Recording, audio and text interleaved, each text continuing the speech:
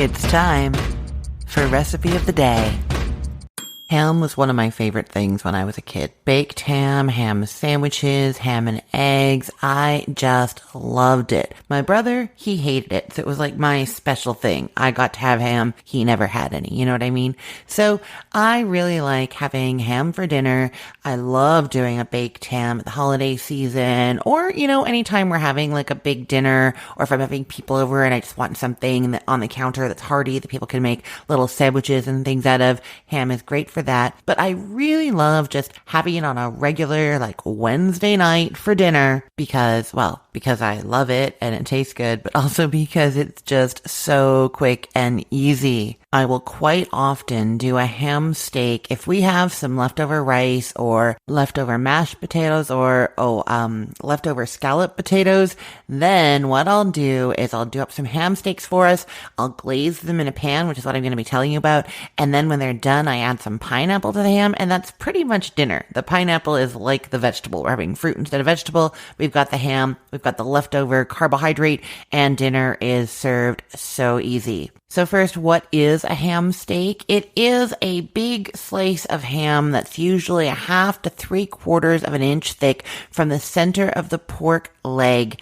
And so it's bigger than like a typical ham slice that you would get from the deli, but I have more to say about that in a second. The ham steaks are usually packaged individually, meaning there's one ham steak per package, but the portions can vary. So they sometimes are sold as like an 8-ounce piece, which is great for 2 people to share or for one big eater, or the ones that I typically buy are more like 1 to 1.5 pounds, and they serve 4 or more people. And I usually cut those into portions before I start cooking them, just because it's easier to cut it when it's cold, right? Now they can be either boneless or bone-in. I don't think it matters at all. The bone-in ones are literally just, they have like a little round slice of bone somewhere in the middle of that ham steak. So it's not something to avoid or something to think is special. It's just there sometimes. They are fully cooked, so technically you could eat them straight out of the package. I would double check that it says fully cooked before you do that though. But yeah, you could just eat them like that, but they're best to heat up, often with some kind of like brown sugar glaze. That's what we're going to be doing. So you can go to the grocery store, go to the meat section where there's different cuts of the cooked sort of meats. Like sometimes there's like smoked turkey legs over there. You know which section I'm talking about.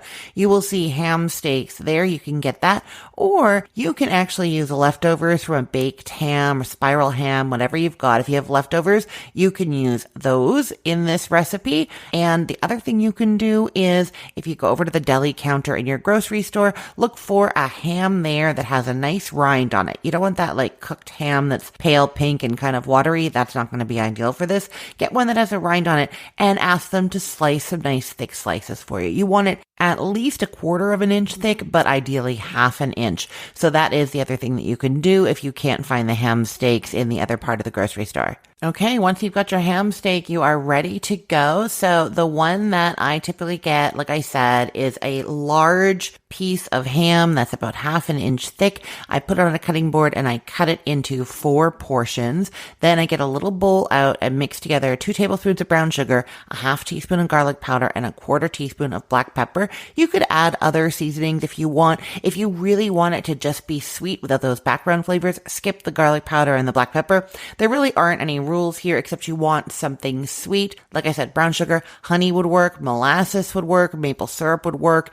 Anything like that is going to be good. Okay, set that aside. Then you get out a large skillet. I like to use a non-stick skillet here because I can. And melt 2 tablespoons of butter into there over medium heat. Just warm it until it's nice and foamy. Then add your ham steaks to that in a single layer, and you're cooking them just until they're browned underneath. It's going to be about 3 to 4 minutes.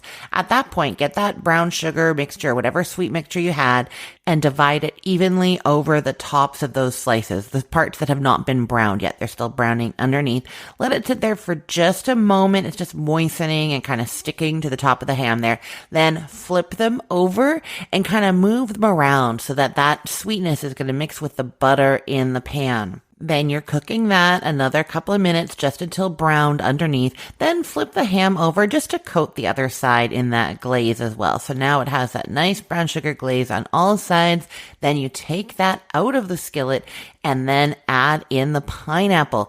Now, if I'm doing this for dinner for us, I will do like 2 full cups of pineapple. So we're getting a nice half cup portion per person. But if it's just more of a garnish, then when you would just do like a cup of chopped pineapple, add that to the pan, stir it all around to coat it in that glaze that's remaining in the skillet. It's going to warm up the pineapple and give it that extra little bit of sweetness. So good. And then you're just serving your ham slices with some of that pineapple on top. Really, really quick, really easy. I can't wait for you to try this one. I will put the link to this recipe in the show notes for this podcast episode, or you can head to cookthestory.com/ROTD and get it there, or find it in our Facebook group, facebook.com/groups/recipeotd. And hey, just a quick note. I'm on a recording hiatus right now, so for the next little while, I'm replaying episodes from the archives, including this one. If you heard me mention a holiday, a season, or something going on in my life that seemed a bit off, that's why. Thanks so much for listening, and I hope you're enjoying these older episodes. I am Christine Pittman from cookthestory.com, thecookful.com, cookfor2.us, and from this podcast, Recipe of the Day.